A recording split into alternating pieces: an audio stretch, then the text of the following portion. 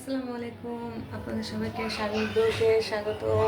আজ আমি রান্নাঘরে ছোট্ট একটা রান্না নিয়ে চলে এসেছি। আমি রান্না করবো হচ্ছে পাঙ্গাস মাছ দিয়ে আলু দিয়ে ঝোল।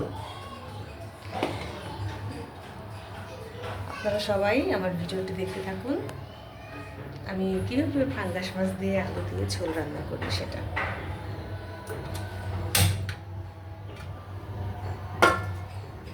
অনেকেই পাঙ্গাস মাছ পছন্দ করে না, খায় না, বলে যে পাঙ্গাস মাছ এটা সেটা, কিন্তু বাচ্চাদের জন্য পাঙ্গাস মাছটা খুবই ভালো। পাঙ্গাস মাছে কোনো প্রকারের কাঁটা থাকে না, এজন্য বাচ্চারা পাঙ্গাস মাছটা খুব ভালো খাইতে পারে। আমি তো কড়াই বসাইছি, এখন এটার মধ্যে তেল দিয়ে নেই।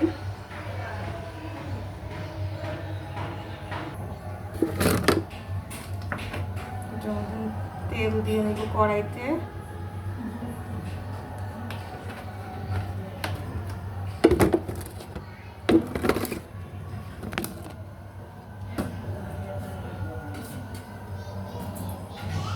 মাছটাতে আমি হলুদের গুঁড়ো, মরিচের গুঁড়ো মিশিয়ে দেবো আর লবণ।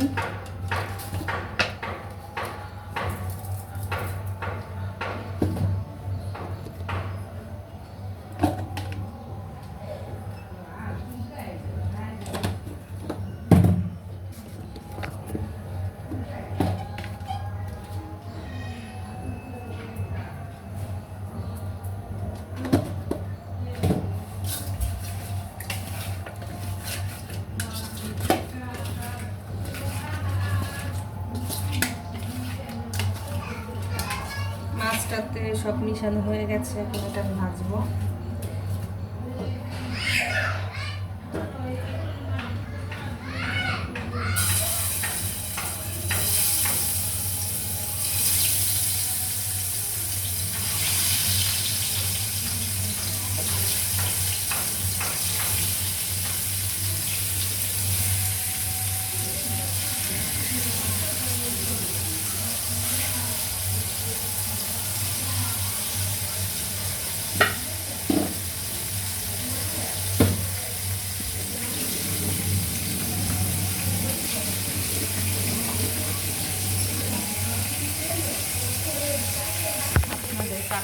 দেখাই পাঙ্গাস মাছটা যে উপরের থাকে চামড়াটা ছিলে ফেলছে। ওই চামড়াটা কালো হইলে ওই চামড়াটা দিয়ে অনেকে খাইতে চায় না পাঙ্গাস মাছটা, এটার জন্য।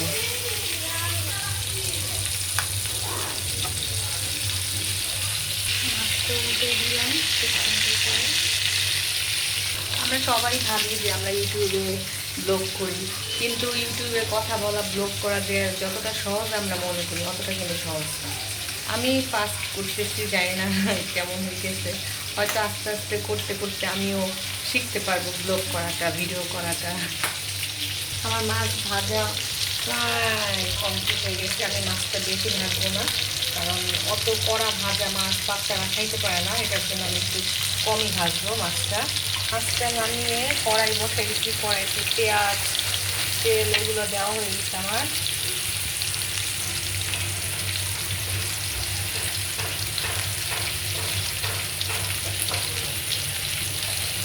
পেঁয়াজটা ভাজা ভাজা করছি, এটা দিয়ে দিলাম রসুন বাটা।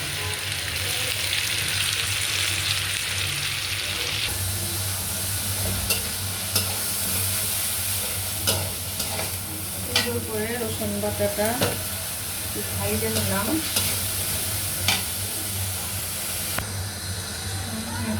লবণ,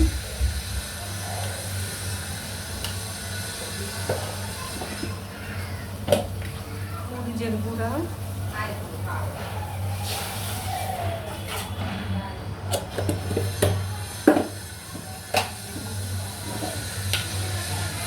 হলুদের গুঁড়া,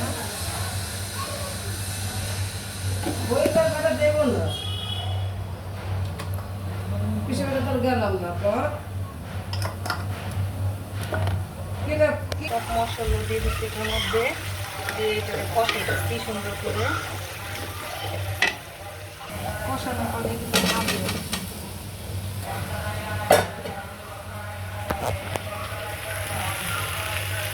আলুটা দিয়ে আসতেছে। একটু সুন্দর করে কষানো হয়ে গেছে, এখন দিয়ে দেবো পানি। চুলায় দিয়ে দিছি ঝোল, এটা হইলে পরে মাছটা দিয়ে দিব, তারপরে মাছটা দেওয়ার পরে ধনেপাতা দেবো, তারপর আমার রান্নাটা কমপ্লিট হয়ে যাবে।